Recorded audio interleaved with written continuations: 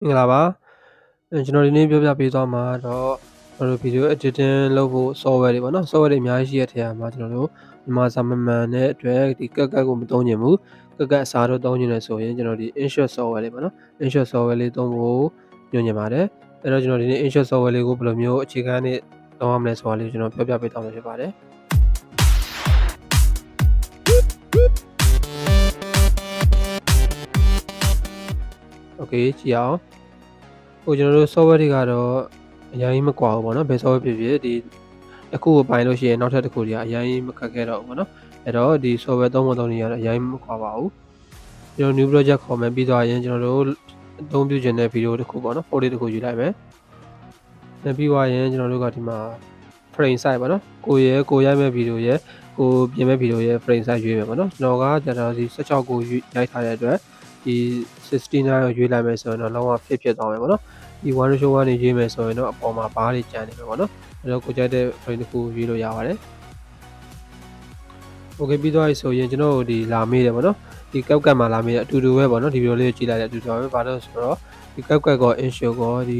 ီသဘောတရားတွေကတိတ်မကွာဘူးပေါ့နော်အဲ့တော့ဒီမှာကျွန်တော်တို့ကဗီဒီယိုတစ်ခုပေါ့နော်မတူတဲ့ဗီဒီယိုတွေဆိုတာဘယ်လိုမျိုးဆက်မလဲဆိုတာမေးထားရှိတယ်အဲ့ဘယ်လိုဆက်မလဲဆိုရင်ကျွန်တော်တို့ကပေါ့နော်ဒီ project ထဲမှာကိုကဗီဒီယိုကထပ်လိုချင်သေးရပေါ့နော်ထပ်လိုချင်သေးရဒီမှာတစ်ခုပဲဖြစ်နေရဆိုရင်ကျွန်တော်တို့ကဒီဘက်မှာဒီအပေါင်းလက္ခဏာလေးပေါ့နော်ဒီကပ်မှာကျတော့ဘယ်လိုပေါ်လဲဆိုသူလည်းအပေါင်းလေးပေါ်တယ်အပေါင်းလေးကနေနှိပ်ရုံပဲပေါ့နော်ဒီမှာတော့ဒီမှာသုံးမျိုးရွေးထားတယ် blank ရယ် photo ရယ် video ရယ်ပေါ့နော်ဒီမှာကိုကြိုက်တဲ့ဟာနောက်ထပ်ထည့်မယ်လက်ပုံဒါမှမဟုတ်ဗီဒီယိုတစ်ခုကိုထပ်ပြီးရွေးပေးရမှာပေါ့နော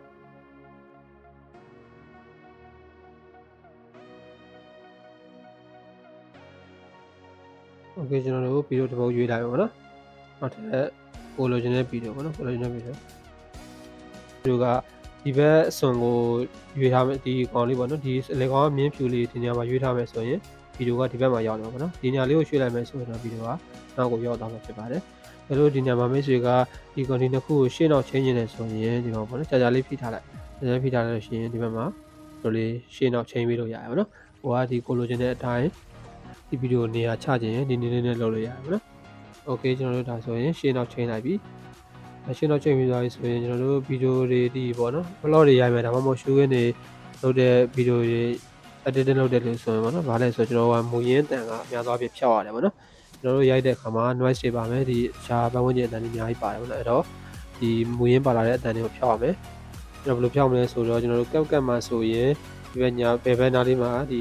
sound ကို crop လုပ်တဲ့ဟာလေးနှိမ့်တယ် mute ဆိုတာလေးနှိမ့်တယ် auto ပြောက်တယ်ပေါ့နော်ဒီမှာကျတော့အဲ့လိုမဟုတ်ဘူးကိုဖြတ်ချင်တဲ့ဗီဒီယိုကိုတစ်ချက်ထောက်လိုက်ထောက်ပြီးတော့ဒီမှာဘက်မှာ volume ဆိုတာလေးပါတယ်နော် volume ဆိုတာလေးကို0ထိချော့ချလိုက်မယ်အဲဒါဆိုကျွန်တော်တို့အတန်မပါတော့ဘူးနော်ဒီကောင်လည်းအဲ့လိုပဲသူတစ်ချက်ထောက်ပြီးတော့ရင် volume ကို0ထိချော့ချလိုက်မယ်ဒါဆိုရင်အတန်လုံးဝမပါတော့ဘူးနော်ဒါဆိုကျွန်တော်တို့ကဒီ vlog တွေရိုက်တယ်ဆိုလို့ရှိရင်နောက်ခံတစ်ချက်ဒါမှမဟုတ်ကိုထည့်ချင်တဲ့အတန်ကိုထပ်ပြီးထည့်လို့ရပါတယ်ပေါ့နော်โอเคကျွန်တော်ဒီနေ့ကကျွန်တော်ဒီဗီဒီယိုမှာကတော့ဒီအခြေခံအသုံးပြုနည်းဖြစ်တဲ့အတွက်ကျွန်တော်2တွေပေါ့နော်2တွေအကုန်လုံးကိုတစ်ခုချင်းစီဘယ်သူကဘယ်နေရာမှာသုံးရလဲဆိုတာလေးကိုပြောပြပေးမယ်နော်โอเคဒါကတော့ကျွန်တော်တို့ဒီ layer sorry မတူတဲ့ဗီဒီယိုတွေပေါ့နော်မတူတဲ့ဗီဒီယိုတွေထပ်ပုံနေ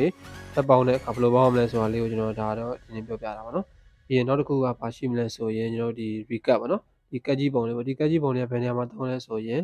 ်ကျွန်တော်ဒီပေါ့မလိုချင်တဲ့အပိုင်းတွေကိုဖြတ်ထုတ်တဲ့နေရာပေါ့နော်ဗီဒီယိုကိုတော့ဒီ smooth ဖြစ်အောင်ပေါ့နော်ဟိုမလို့ထားပါတော့ကျွန်တော်တို့ရိုက်တဲ့အချိန်မှာတို့မလို့ချင်တဲ့အပိုင်းတွေပါလာတဲ့ဘေးကဖြတ်လျှောက်တာတွေပါလာတယ်ပေါ့နော်အဲ့လိုမျိုးဆိုရင်တို့ကနည်းနည်းလေးအဲ့ဒီကိုလိုချင်တဲ့နေရာကိုတစ်ချက်ရွေးလိုက်ပါတော့ရွေးပြီးရင်ကိုဖြတ်ချင်တဲ့ဟာကိုတစ်ချက်ထောက်လိုက်မယ်ထောက်ပြီးရင်ဒီမှာကတ်ကြီးပုံလေးကိုနှိပ်လိုက်မယ်ပေါ့နော်ဟိုဒီကတ်ကြီးပုံမဟုတ်ဘူးဒီဘက် split ပေါ့နော်ဒီ split ဆိုတာလေးကိုနှိပ်လိုက်မယ် split ဆိုတာနှိပ်လိုက်ပြီးရင်ကျွန်တော်တို့ထပ်ဖြတ်ချင်တဲ့ဟာကိုထပ်ရွေးပြီးရင် split ဆိုတာလေးထပ်နှိပ်မယ်ပြီးရင်တော့ဒီကျွန်တော်တို့ကလိုချင်တာကိုထားမယ်မလိုချင်တဲ့ဟာကိုဆက်လက်ပြီးတော့ delete နှိပ်လိုက်ပါတော့ဒါဆိုရင်ကျွန်တော်တို့ကဒီမလိုချင်တဲ့အပိုင်းတွေကိုမပါတော့ဘူးပေါ့နော်ကျွန်တော်တို့အလွယ်တကူဖြတ်ထုတ်တဲ့နည်းလေးဖြစ်ပါတယ်โอเคကျွန်တော်တို့နောက်တစ်ခုကပါလဲဆိုရင် fader ပေါ့နော် fader ဆိုတာလည်းကတ်မှာလည်းပါတယ်အတူတူပဲပေါ့နော်ကျွန်တော်တို့ဒီမှာပေါ့ကိုပြောင်းနေတဲ့ဗီဒီယိုတစ်ခုကိုထောက်လိုက်မယ်ထောက်ပြီးတော့ဒီမှာ fader ကိုပေးလိုက်မယ်ပြီးရင်သူပေးထားတဲ့ဒီမှာ fader ဆိုတာ color တွေပေါ့နော်သူပေးထားတဲ့ color တွေကျွန်တော်တို့စိတ်ကြိုက်ဒီမှာရောင်ပြောင်းလို့ရတယ်နော် black and white တွေအကုန်လုံးပြောင်းလို့ရတယ် ဒီနေရာမှာတော့ကျွန်တော်ကောက်ကတ်ကိုနည်းနည်းလေးပို့ကြရတယ်ပေါ့နော်ဒီကတော့ကာလာလေးစုံတယ်ပေါ့ဒီမှာလည်းစိုးတော့မစိုးဘူးပေါ့နော်အရင်ညနေမပါအောင်စုံပါလေโอเคပြီးတော့ရင်တော့ဒီမှာပေါ့နော်ဒီ fader ဆိုတော့သူပေးတဲ့ effect တွေကိုကျွန်တော်တို့ကအလွယ်တကူသုံးရမှာပေါ့နော်ဒီဘက်မှာ adjust ဆိုတာလေးရှိတယ် adjust ဆိုတာကြတော့ကျွန်တော်တို့ဒီမှာသူပေးထားတဲ့ဒီ tools တွေအကုန်လုံးကိုကျွန်တော်တို့ကစိတ်ကြိုက်ပေါ့နော်စိတ်ကြိုက်တဲ့မျိုးအလင်းမောင်းကိုကြိုက်တဲ့မျိုးပြီးရင်ဒီ highlight ဒီပါညာပေါ့နော်အကုန်လုံးဒီအလင်းမောင်းတွေကိုတုံးနေပါတယ်အကုန်လုံးကိုကြိုက်တဲ့မျိုးချိန်လို့ရတယ်ပေါ့နော်ကပ်မှာလည်းအတူတူပါပဲပြီးရင်ကျွန်တော်တို့အမှန်ကြီးလက်ရှင်းလိုက်ပါတော့ဒါဆိုတော့ကျွန်တော်တို့ဒါတော့ color fader ပေါ့နော် color fader ချိန်နေနေဖြစ်ပါတယ်ကပ်မှာတခုအားသာတာကကျွန်တော်တို့ဒီပေါ့နော်ဒီ folder တခုကိုကျွန်တော်တို့ကဒီပေါ့နော် color ချိန်ထားရဲဆိုရင်ဒီဗီဒီယိုတခုလုံးကိုကျွန်တော်တို့ကဒီ color ပဲသုံးနေတယ်ဆိုရင်ဒီမှာဒီ apply all ဆိုနှိမ့်လိုက်လို့ရှိရင်အကုန်လုံးလုပ်ပေးတဲ့ function လေးပါနော်အဲ့ဒါလေးကတော့တော်တော်လေးကောင်းပါတယ်ဘာလဲကျွန်တော်တို့ဗီဒီယိုတိုင်းကိုတက်ပြီးချိန်ရမလို့တော့ဘောနော်တစ်ခုလုပ်ပြီးတာနဲ့ apply all နှိမ့်လိုက်တာနဲ့အကုန်လုံးကိုဒီတိုင်းသွားတာပေါ့နော်အဲ့ဒါလေးကတော့ကောင်းပါတယ်โอเคကျွန်တော်တို့ဒီဘိုင်းပြီးသွားပြီဆိုရင်နောက်တစ်ခုကပေါ့နော်နောက်တစ်ခုကဘာလဲဆိုတော့ဒီ tool လေးပေါ့နော်ဒီ PIB ဆိုတဲ့ကောင်လေးဒီကောင်လေးကဘာလဲဆိုတော့ CapCut မှာကြာတော့ကျွန်တော်တို့overlay လို့ပေါ့နော် overlay ဆိုတော့ကျွန်တော်တို့ layer ပေါ့နော်နောက်ထပ်ဒီဗီဒီယိုရဲ့အပေါ်မှာနောက်ထပ် layer တစ်ခုထပ်ခေါ်တဲ့ပုံစံပေါ့နော်ဒီ CapCut မှာဆိုရင် overlay လို့ပါပါတယ်ဒီမှာတော့ PIB ဆိုပြီးပါတယ်နော်အဲ့တော့ကျွန်တော် PIB ကနေသွားလိုက်မယ်ပြီးရင်ကျွန်တော်တို့ပေါ့နော်ဒါဘယ်နေရာမှာအသုံးများလဲဆိုရင်ဗီဒီယိုတွေလည်းသုံးလို့ရတယ်ပေါ့နော်ဗီဒီယိုကတော့အသုံးလို့ရတယ်ဘာတွေသုံးလဲဆိုရင် photo ပေါ့နော်photo ဆိုတာကျွန်တော်တို့ဗီဒီယိုမှာထည့်ခြင်းနဲ့ဒီ sticker လေးတွေဖြစ်ဖြစ်ဒီကြော်ညာဗီဒီယိုလေးဆိုရင်ဒီပုံလေးတွေဖြစ်ဖြစ်ပေါ့နော်အဲ့ဒါကိုကျွန်တော်တို့ဒီ overlay ကနေသုံးလို့ရပါတယ်ကိုထည့်ခြင်းတဲ့ဟာတွေကိုတော့ကျွန်တော်တို့ကဒီ sticker အနေနဲ့ပေါ့နော်ဒါမှမဟုတ်ကိုလိုချင်တဲ့ပုံစံအနေနဲ့ဟိုတိုးပြီးတော့လုပ်ထားရပါတော့ဒီပုံလေးထည့်မယ်ဆိုရင်ဒါဆို overlay ရပါတော့အဲဒီလိုမျိုးပေါ့သူကဒီ overlay အပေါ်ကနေပြတော့ပါပေါ့နော်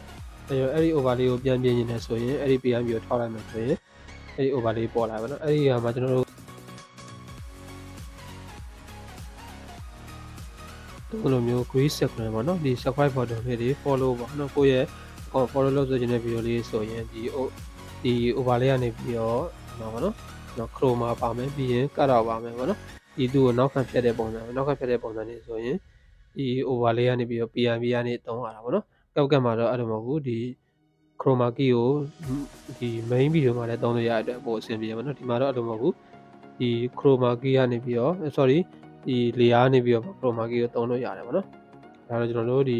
tutorial video လုပ်တဲ့လူဆိုရင်ဒီ subscribe button လေးတွေကို chroma key နဲ့အစိမ်းအောင်ဖြောက်တဲ့နည်းလေးကိုဒီကနေသွားလို့ရတယ်ပေါ့နော်โอเคကျွန်တော်ဒါလေးကိုပြန်ဖြတ်လိုက်မယ်ပြီးရင်နောက်တစ်ခုကကျွန်တော်တို့ဗာရှိလဲဆိုရင် background ပေါ့နော်ဒီကောင်တွေကတော့ကျွန်တော်တို့သုံးတာနည်းတယ်ပေါ့နော်သူကတော့ဒီ background တွေဗီဒီယိုတွေမှာ background ထည့်အောင်ဒါရတော့ကိုစိတ်ကြသုံးနေတယ်တော့ပေါ့နော်ကျွန်တော်တော့အသုံးနေပါတယ်သုံးလို့ပေါ့နော်ဒါကိုအလုံးပြန်လုပ်လိုက်ဒါတော့ background ထည့်တာပေါ့နောက်တစ်ခုကဗာလဲဆိုရင်ကျွန်တော်ဒီ speed ပေါ့နော် speed ကတော့ကျွန်တော်တူတူပါပဲကပ်မှာလည်းပါတယ်ဒီကိုဗီဒီယိုတွေပေါ့နော်ဗီဒီယိုရိုက်တဲ့လူဆိုအများဆုံးသုံးရတယ်ပေါ့နော်ဘာလို့လဲဆိုတော့ဒီမလိုတဲ့ဟာတွေတော်များပါလို့ရှိရင်ကျွန်တော်တို့ကသူ့ speed ရတော့တာပေါ့နော်ချက်ထောက်လိုက်ထောက်ပြီးတော့ speed ကိုနှိပ်ပြီးတော့ဒီမှာ1 2 10ပေါ့နော်အကုန်လုံးရှိတယ်အဲ့မှာကိုကြိုက်တဲ့မျိုး speed ရလုပ်လို့ရတယ်ပေါ့နော်ဒီဘက်0ဒီဘက်1နေ0အောင်လေးနှိပ်သွားတာပေါ့နော်ဒီဘက်ရောက်လို့ရှိရင်မြန်လေးပေါ့နော်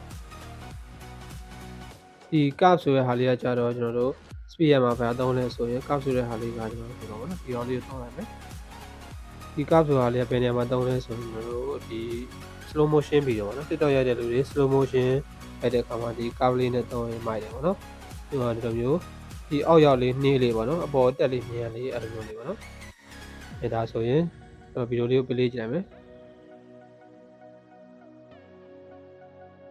်ဒီအောက်ရောက်နှေးသွားမယ်ပေါ့နော်ဒါဆိုဗီဒီယိုလေးနှေးသွားပြီအပေါ်တက်တဲ့အချိန်မှာဆိုဗီဒီယိုလေးကမြန်သွားမယ်ပေါ့နော်ဒီလိုမျိုးပေါ့ဒါတော့နမူနာပြပါပေါ့နော်ဒီ promotion ရိုက်တဲ့ဗီဒီယိုဆိုရင်ဒီ capital သုံးလို့ရပါတယ်โอเคအသုံးများတဲ့တူတွေနောက်ထပ်ပါနော်နောက်ထပ်ပါလဲဆိုရင်ကျွန်တော်တို့စာရေးတာပေါ့နော်စာရေးတာကြတော့ကျွန်တော်ဒီမှာ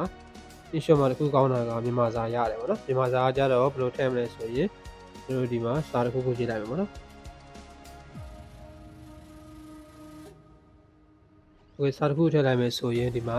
A ဆိုတဲ့ဟာလေးကိုထောက်လိုက်မယ်ပေါ့နော် A ဆိုတဲ့ဟာလေးထောက်လိုက်မယ်ဆိုရင်ဒီဘက်မှာဒါတော့ကျွန်တော်ကမြန်မာပေါက်နေထည့်ထားပြီးသားဖြစ်လို့ပေါ်နေပါတော့မိတ်ဆွေတို့ကတော့အသစ်ဆိုရင်မပေါ်ဘူးပေါ့နော်အဲ့မှာဒီမှာဒီမြောက်အောက်ဆိုင်နေဟာလေးရှိတယ်အားလေးကိုထောက်လိုက်မယ်ဆိုရင်ကျွန်တော်တို့ကဒီမှာ file manager တွေကိုရောက်သွားပြီပေါ့နော် file manager တွေကိုမှကျွန်တော်တို့ကအရင်ဆုံးဒီမြန်မာပေါက်နေကိုဒီ file တစ်ခုထဲမှာတင်ထားရမယ်ပေါ့နော်အဲ့ဒီ file ကိုကျွန်တော်ကလိုက်ရှာရမယ်လိုက်ရှာလိုက်လို့ရှိရင်ကျွန်တော်ကတော့ဒီမှာmm font ဆိုပြီးတော့ folder တစ်ခုနဲ့စောက်ထားတယ်ပေါ့နော်ရှာလို့လွယ်အောင်လို့ပါโอเคဒီထဲမှာပေါ့နော် my font mm ဆိုဒီထဲမှာကျွန်တော်မြန်မာ font နေပဲဒီအပြင်အများကြီးရှိထားပါတော့အဲ့ဒီမှာဒီလိုတော့ကိုကြိုက်တဲ့ဟာလေးကိုထည့်လိုက်အောင်ပဲပေါ့နော်ကိုကြိုက်တဲ့ဟာလေးထည့်လိုက်မယ်အင်္ဂလိပ် font လည်းဒီတိုင်းပဲထည့်အောင်ပေါ့နော်โอเคဒါဆိုရင်ဒီ font လေးဝင်လာပြီပေါ့နော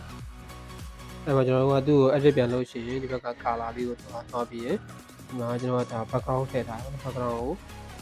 ုဖျောက်လိုက်မယ်ပေါ့နော်ဒါဆိုရင်မပါတော့ဘူးပေါ့နော်အဲ့ဆိုရင်စာရေးပဲပေါ့အဲ့တော့ကျွန်တော်ပြင်နေတယ်ဆိုရင်ဒီမှာ border ဆိုတာကြတော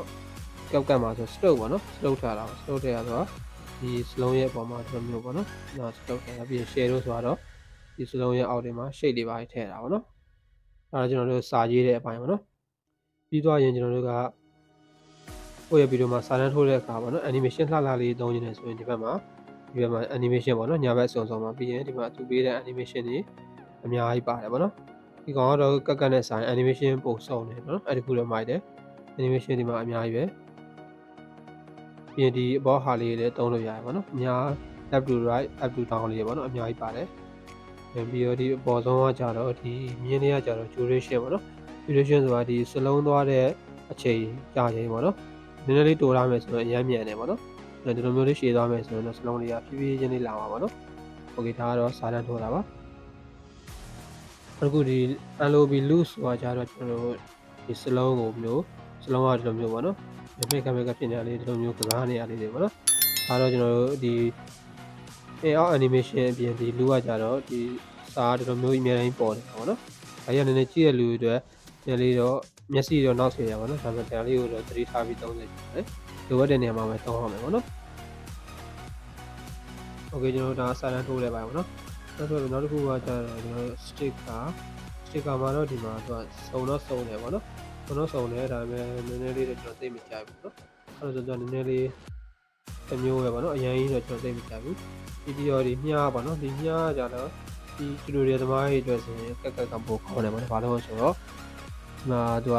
ဒီ pointer ပေးတဲ့မြားအရင်မပါဘူးเนาะကပ်မှာတော့5 6ခုလောက်ပါတယ်ဒီမှာဒီတစ်ခုပဲပါတယ်ပေါ့နော်ဒါတော့ကျွန်တော်တို့ကျူရီသမားတွေအတွက်ကတော့လိုတယ်ရိုးဒီဘလော့ရိုက်တဲ့လူတွေကတော့မလိုဘူးပေါ့နော်โอเคပြီးနောက်တစ်ခုကကြတော့ကျွန်တော်တို့ဒီကျူရီသမားတွေပေါ့နော်ဒီဗီဒီယိုမှာကိုမပြချင်တဲ့နေရာပေါ့နော်ကိုမပြချင်တဲ့နေရာလေးဝါထားခြင်းနဲ့ဆိုရင်ဒီမှာ sticker ကိုသွားပြီးရင်ဒီမှာ detail ပေါ့နော် detail ကိုသွားလိုက်လို့ရှိရင်ဒီမှာဗီဒီယိုကိုမပြချင်တဲ့နေရာလေးတွေကိုဝါထားလို့ရတယ်နော်အဲဒီနေရာလေးကျွန်တော်လို့ဆိုလိုမျိုးဒီ site ကိုလို့ဆိုမျိုးချဲ့လို့ရတယ်ပေါ့နော်အဲတော့ကျွန်တော်ကျူရီသမားတွေအတွက်ဒီဗီဒီယိုကိုဝါတဲ့ action လေးပေါ့နော်TikTok မှာကပ်မှာလည်းပါတယ်ဒါပေမဲ့ကပ်မှာတော့အများနဲ့ update လုပ်နေဖြစ်တဲ့ရှားနည်းနည်းလေးတိုင်းပတ်တယ်ပေါ့နော်လိုက်ရှားဒီကောင်ကတော့ဒီအသေးလေးဆိုအဆင်ပြေတယ်โอเคဒါဆိုရင်တော့ကျွန်တော်တို့ဒီအခြေခံအသုံးပြုတဲ့သူတွေကတော့တော်တော်လေးစုံသွားပြီပေါ့နော်စုံသွားပြီโอเคဘာကြောင်းလဲဆိုတော့တချင်းထည့်ရအောင်နော်တချင်းထည့်ရတော့တိတ်ထူးဆန်းပါဘူးကပ်မှာလည်းအတူတူပဲပေါ့နော်ဒီ music ပုံလေးကိုသွားပြင်ကျွန်တော်ဒီ music ကနေပြီးတော့ကိုကြိုက်တဲ့တချင်းပေါ့နော်ဒီမှာဒါဆိုရင် extra audio from video ဆိုတော့ကျွန်တော်တို့ video ကနေပြီးတော့အတန်ယူမှာပေါ့နော်ကပ်မှာလည်းပါပါတယ်ပြီးကျွန်တော်တို့ဒီမှာ my music ကိုနှိပ်လိုက်မယ်ဆိုရင်လည်းကျွန်တော်တို့ဖုန်းထဲကဒီတချင်းတွေကိုရွေးရမှာပေါ့နော်ကျွန်တော်တို့ကိုကြိုက်တဲ့ချင်းပုံကိုဟောက်လိုက်ပြီးရင် use ကိုနှိပ်လိုက်မယ်ဒါဆိုရင် video လေးကိုရောက်လာပြီပေါ့နော်ဒီကတူမှာတခုကွန်ပျူတာကဒီတချင်းကိုတော့ fade in fade out သုံးလို့ရတယ်ပေါ့နော် fade in fade out ဆိုတာကျွန်တော်တို့ဒီတချင်းရဲ့အစာမှာတိုးပြီးတော့လာတာမျိုးပေါ့နော်ပြီးရင်တချင်းရဲ့အစုံမှာကျွန်တော်တို့ဒီတိုးပြီးတော့ပိတ်သွားအောင်ပေါ့နော်အဲ့ဒါမျိုးလေးသုံးလို့ရတာကပ်မှာလည်းပါပါတယ်โอเคဒါဆိုရင်အခြေခံအသုံးပြုတဲ့နည်းလေးကတော့တော်လေးစုံသွားပြီပေါ့နော်နောက်ထပ်တူးတွေကတော့သုံးလို့ရတယ်ပေါ့နော်တော်တော်များများတော့သုံးလို့ရခုနကကျွန်တော်ပြောခဲ့တဲ့ဟာရတော့အခြေခံအကြဆုံးတူးတွေပေါ့နော်နောက်တစ်ခုကျွန်တော်ဗာကြောင်းမလဲဆိုရင်ဒီကောင်လေးလေးပြောပြလိုက်ပါနော်နောက်တစ်ခုဗာလဲဆိုတော့ math ပေါ့ map ဆိုတာကျွန်တော်တို့ဒီ PIB ကနေပြီးတော့ layer ပေါ့နော် PIB ကနေသွားမယ်သွားပြီးကျွန်တော်တို့ဒီကောင်ပေါ့ကျွန်တော်တို့လိုချင်တဲ့ပုံစံလေးတစ်ခုကိုယူလိုက်မယ်ပုံလေးတစ်ခုကိုပေါ့နော်ပုံလေးတစ်ခုကိုယူလိုက်မယ်ဒါတော့ကျွန်တော်ဒီကောင်လေးပေါ့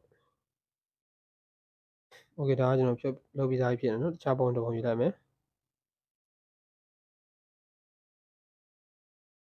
okay ကျွန်တော်ဒီကောင်ပုံလေးတစ်ပုံယူလိုက်မယ်ပေါ့နော်သူကဘယ်နေရာမှာသုံးလဲဆိုရင်ကျွန်တော်တို့ tutorial သမားတွေဒီဗီဒီယိုနောက်ခံပေါ့နော်ဗီဒီယိုကိုကိုယ့်ရဲ့အောက်မှာသူကဝါးဝါးလေးပေါ့နော် shape ဝါးဝါးလေးလုပ်ချင်တယ်ဆိုရင်တော့ဒီ PNB ကနေသွားပြီးသွားရင်ဒီဘက်မှာပေါ့နော်ညဘက်ကနေနဲ့ဆွဲလိုက်မယ်ဆိုရင်ဒီမှာ mask mat ဆိုတာပါတယ်အဲ့လေးကိုသွားပြီးကျွန်တော်ဒီမှာဒီပေါ့နော်ဒီ2လေးကိုရွေးလိုက်မယ်ရွေးပြီးသားဆိုရင်ကျွန်တော်တို့ဒီကောင်ကိုအပေါ်အောက်လေးပေါ့နော်အပေါ်အောက်လေးဒီလိုမျိုးလေးချိန်ပေးလိုက်မယ်ဒီလိုမျိုးလှည့်မယ်ပေါ့နော်လှည့်ပြီးသားဆိုရင်သူ့ကိုကျွန်တော်တို့ကဒီ adjust ပေါ့နော်ဒီကောင်လေးကိုနည်းနည်းလေးဒီလိုမျိုးလေးပေါ့နော်အရောင်လေးကိုမှမိတ်တမိန်လေးထားမယ်ပြီးရင် collision နဲ့နေရာလေးရွှေ့မယ်ပေါ့နော်ပြီးရင်သူ့ကိုတော့ဒီနည်းနည်းအကြီးဆုံးလေးတွေဆွဲပြီးတော့ဒီအောက်ကလေးတန်းဆိုလေးချဒါကတော့ကျွန်တော်တို့ဒီကိုယ့်ရဲ့ဗီဒီယိုအောက်မှာဒီဝါးဝါးလေးပုံနဲ့ထည့်ရပါတော့